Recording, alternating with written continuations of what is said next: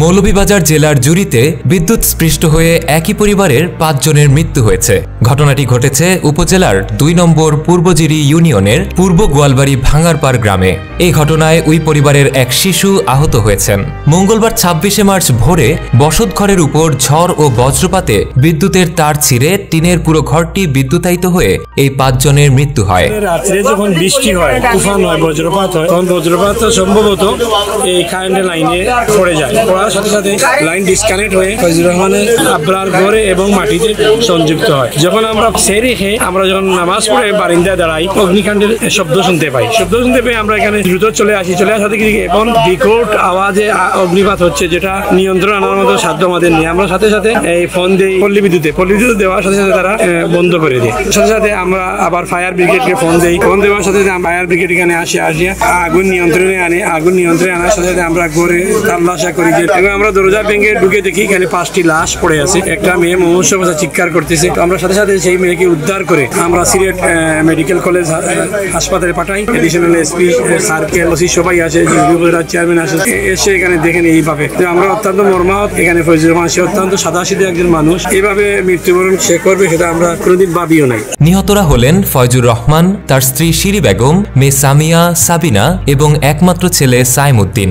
স্বজনদের আবেদনের পরিপ্রেক্ষিতে ময়না তদন্ত ছাড়াই তাদের কাছে লাশ হস্তান্তর করা হয়েছে। এই ঘটনায় আহত শিশু সোনিয়া আক্তার গুরুতর আহত অবস্থায় সিলেট এমএজি মেডিকেল কলেজ হাসপাতালে চিকিৎসাধীন রয়েছেন। পূর্বজুরি ইউপি চেয়ারম্যান রুবেল উদ্দিন জানান, নিহত ফয়জুর রহমান একজন বাক প্রতিবন্ধী লোক। তিনি সহ তার পরিবারের ৫ জন ঘটনাস্থলেই মারা গেছেন। পল্লী বিদ্যুতের অবহেলার কারণে ঘটনাটি ঘটেছে। পল্লী বিদ্যুতের আরো ঝুঁকিপূর্ণ লাইন মানুষের বাড়ির উপর থেকে না সরানো হলে এ ধরনের আরো ঘটনা ঘটতে পারে। ঘরের উপর দিয়ে ৪-৫ ফিটের উপর দিয়ে বিদ্যুতের লাইন যাওয়ায় এবং যখন লাইনটি ছিটকে পড়ে যায়, পুরা ঘরটির টিনের বেড়া ছিল, ছাদ টিন মারা উপরে এবং নিচের বেড়াটুকু টিন থাকার কারণে সম্পূর্ণ ঘরটি এতে আগুন লেগে যায়। পরবর্তীতে যারা ঘরের ভিতরে ছিল, যারা মারা গিয়েছে পরিবারের ৫ জন, অনেক চেষ্টা করেছে বাইরে যাওয়ার জন্য। ঘরের যে দরজা যেটা, এটাও ছিল স্টিলের।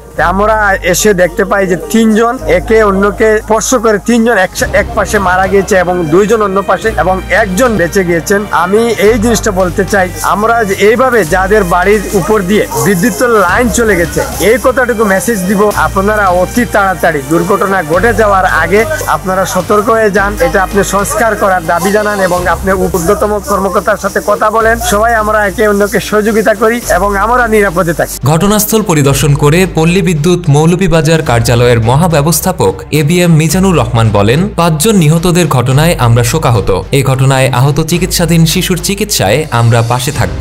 ঘটনাস্থল পরিদর্শন করেছেন মৌলভীবাজারের পুলিশ সুপার মোহাম্মদ মঞ্জুর রহমান পিপিএম বলেন, এটা একটা মর্মান্তিক ঘটনা। এ ঘটনায় পুরো জেলায় শোকের ছায়া নেমে এসেছে। বিদ্যুৎ স্পৃষ্ট হয়ে ৫ জন নিহতের ঘটনায় অপমৃত্যু মামলা হবে।